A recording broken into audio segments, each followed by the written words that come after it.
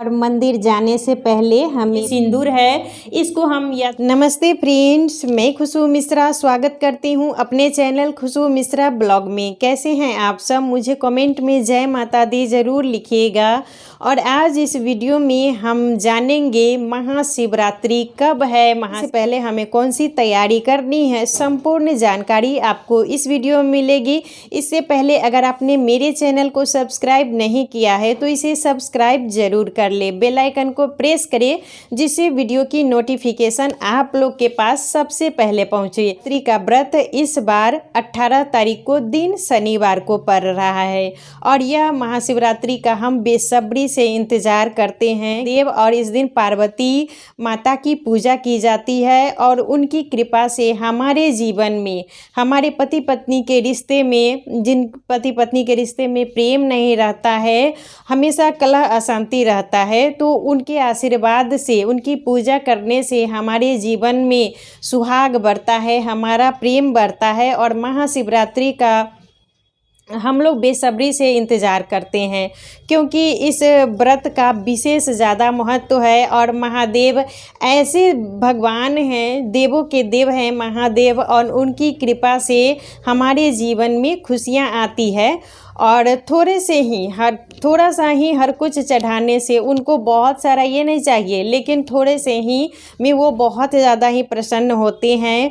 और माता पार्वती को उस दिन हमें एक चीज़ ज़रूर चढ़ाना चाहिए जिससे हमारा पति पत्नी का प्रेम अटूट बनता है और हमें अखंड सौभाग्यवती होने का वरदान मिलता है। तो शिवरात्रि इस बार 18 तारीख को है, दिन शनिवार है, तो उससे एक दिन पहले ही हमें व्रत की तैयारी करनी चाहिए। और बाल वगैरह भी हमें एक दिन पहले ही धो लेना है, शुक्रवार को ही। ऐसे भी शनिवार को हम बाल नहीं धोते हैं और हमें शुक्रवार को ही बाल वगैरह अच्छे से धो लेना है। और महाशिवरात्रि और जन्माष्टमी दोनों व्रत महान होता है, तो ये हमें लहसुन प्याज एक दिन पहले से ही छोड़ देना है और बाल वगैरह धो लेना चाहिए। और उसके बाद हम सात्विक भोजन ही करेंगे। इस दिन हमें अच्छे से बिल्कुल तैयार होके 16 श्रृंगार करके, और अगर आपके पास संभव हो सके, आपके पास अगर नई साड़ी हो तो आप कोई नई साड़ी ही पहने, और नहीं है तो कोई बात नहीं है, जो धुला हुआ साड़ी है वो भी हम पहन सकते हैं। और साथ में चूड़ी, ये चाहे लहठी, कुछ भी आप जो नया है उसको ज़रूर पहने। एक दिन पहले ही हमें मेहंदी ज़रूर लगा लेना चाहिए। और मंदिर जाने से पहले हमें पैर में महावर लगा लेना चाहिए। और ऐसे भी कोई भी जो व्रत होता है, बिना महावर लगाए हुए कोई भी पूजा पाठ हमें नहीं करना चाहिए। महावर लगा के और पैर में पायल, बिछुआ, जितना भी 16 श्रृंगार में आता है उस दिन हमें ज़रूर करना चाहिए। पहले से ही तैयारी करके रख लें, बहुत ही उमंग उत्साह से हमें इस व्रत को करना है क्योंकि इस दिन महादेव और माता पार्वती की शादी के वर्षगांठ के रूप में भी मनाया जाता है। और इस दिन जो शिवलिंग है वो लिंग के रूप में प्रकट हुए थे, तो इसीलिए इस दिन व्रत पूजा का बहुत ज़्यादा ही महत्व है। तो आप घर में भी पूजा पार्थिव शिवलिंग बनाकर कर सकते हैं। और मंदिर ज़रूर इस दिन जाना चाहिए। घर के जितने भी मेंबर हैं, बस एक लोटा जल, और कुछ हो चाहे नहीं हो, उतने में ही महादेव प्रसन्न होते हैं। और इस दिन हमें बेलपत्र ज़रूर चढ़ाना चाहिए। बेलपत्र आप एक दिन पहले ही मंगा लीजिए, बेलपत्र बासी नहीं होता है। और 3 हमेशा याद रखिए, बेलपत्र अच्छा होना चाहिए, ये ना कि थोड़ा कटा फटा, ये सब नहीं, हमें बहुत अच्छे से उसको चून वगैरह साफ करके, और 3 जो पत्ता होता है, 3 पत्र का ही बेलपत्र हमको चढ़ाना है। और 5 मिल जाए, 5 तो ऐसे जल्दी नहीं मिलता है, जो किस्मत वाले होते हैं उन्हीं को 5 मिलता है। तो आप उस दिन बेलपत्र ज़रूर चढ़ाइएगा। और बेलपत्र एक दिन पहले ही हमें ले आना है।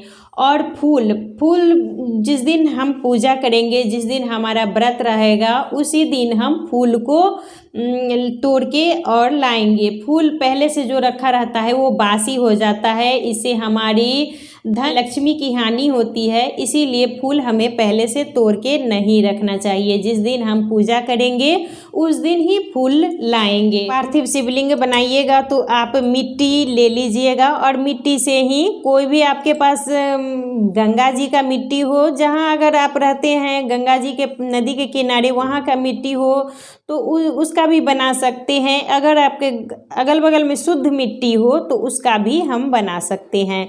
और फूल में हमें रेड कलर का माता पार्वती को हम लाल फूल चढ़ाएंगे और उजला मिले तो आप महादेव जरूर चढ़ाइएगा उनको। और एक लोटा जल से ही महादेव प्रसन्न होते हैं। और चाहे तो आपके घर में अगर कच्चा दूध है तो आता है तो वो उस दिन पूजा में ज़रूर चढ़ाइए। और पंचामृत से भी आप अभिषेक कर सकते हैं। और अभी मैं बेलपत्र नहीं मंगाई हूँ, इसीलिए आपको अभी नहीं दिखा पा रही हूँ।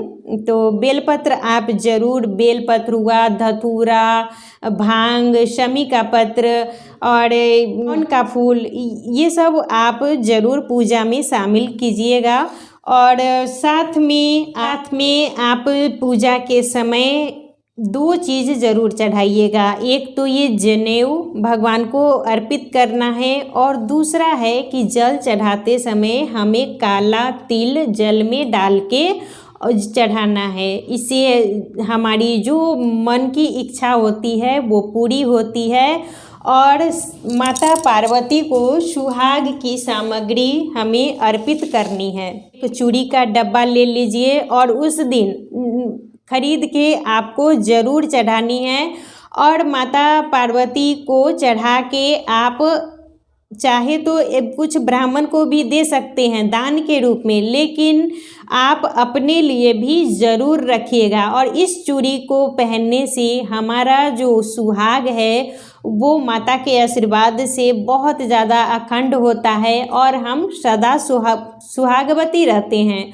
तो इसीलिए हमें 1 डिब्बा उस दिन चूड़ी, लहठी, जो भी आपको संभव हो सके उस दिन माता को ज़रूर चढ़ाना है। और आप सिंदूर का डब्बा भी रख लीजिएगा।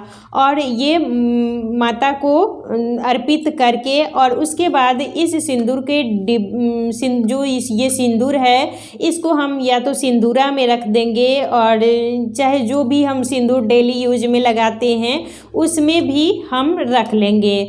और इसको हम मतलब पूरे साल लगाएंगे। इससे भी हमारा जो सुहाग है वो बहुत ज़्यादा वृद्धि होता है। और आप मेहंदी आपको मतलब 2-3 चीज़ तो ज़रूर ही ले जाना है। मेहंदी हो सके तो ले जाइए, मेहंदी, महावर, लेकिन ये सिंदूर, बिंदी और चूड़ी या लहठी आपके पास जो हो उस दिन माता को ज़रूर चढ़ाना है। व्रत के दिन चाय नहा के ही, पूजा करके ही पीनी चाहिए। ये न कि हम सुबह उठे और चाय वगैरह पी लिए, तो वैसा काम हमें नहीं करना है।